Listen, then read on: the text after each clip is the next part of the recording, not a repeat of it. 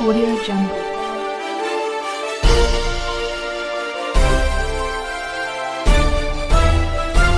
Audio Jungle. Door delivery ఇస్తే మనకి అది రియంబర్స్మెంట్ అవుతుంది. డోర్ డెలివరీ కాస్ట్, అందుకే కంపెనీ వాళ్ళు డోర్ డెలివరీ ఇవ్వాలి. సో ఇఫ్కో ద్వారా మనం నిరంతరంగా డోర్ డెలివరీ ఇస్తున్నాము. ఇఫ్కో యూరియా వస్తే ఇలా డిఏపిఆర్ 2020 కూడా మనం డోర్ డెలివరీ సప్లై చేస్తున్నాము. ఇప్పుడు చాలా ప్రాబ్లమ్స్ గురించి, పాపులేషన్ పెరిగింది, మనం ఈ పాపులేషన్కి ఆహారం అందించాలంటే మనం ఫర్టిలైజర్ ఏం చేయాలి, బయట నుంచి మనం ఫ్యూయల్ తీసుకురావాలి, petroleum products, natural gas.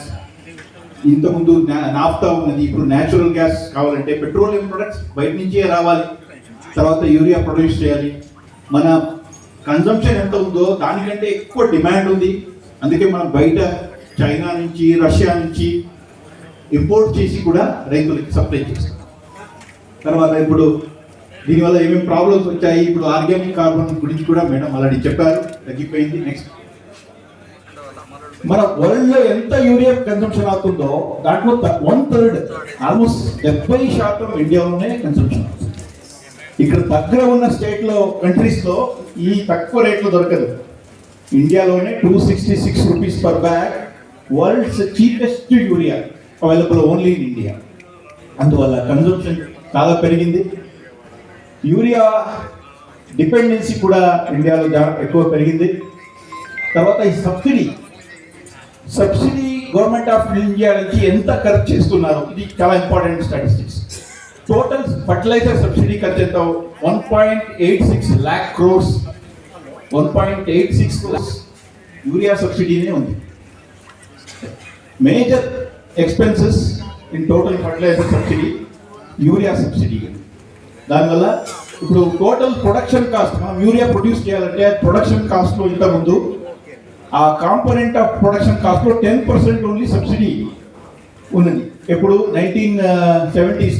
But ఇప్పుడు 90% యూరియాకి ఏముందో దాంట్లో 90% సబ్సిడీ కాస్టే ఉంది. అంటే ఆల్మోస్ట్ మనం ఫ్రీగా యూరియా ఇస్తున్నాం. ఆ సిచ్యుయేషన్లో ఈవెన్ కంపెనీస్ వాళ్ళకి కూడా ప్రాఫిటబిలిటీ లేదు.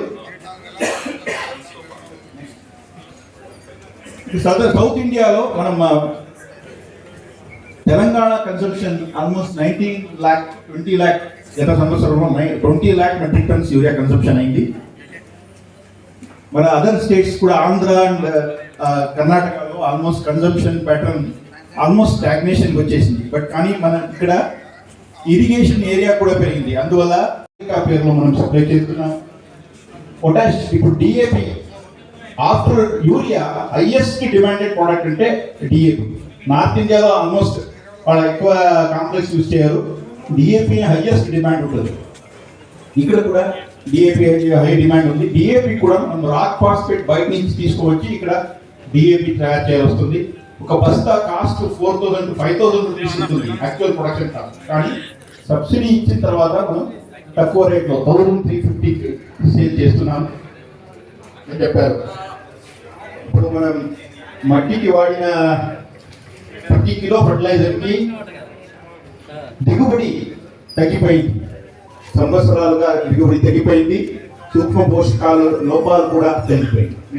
ఫర్టిలైజర్స్ కంపెనీస్ ఉన్నాయి, ఇఫ్కో, ఎన్ఎఫ్ఎల్, కోరమండల్, ఫిట్కో, పిఎఫ్ఎల్, మేజర్ ఫర్టిలైజర్స్ కంపెనీ. నిరంతరంగా ఇఫ్కో నెంబర్ 1 పొజిషన్లో ఉంది. ఇది ఒక రైతుల సహకార సంస్థ. ఇక్కడ ఆల్రెడీ మేము ఇంతకుముందు ఇంటరాక్ట్ చేయడం నేను చెప్పాను.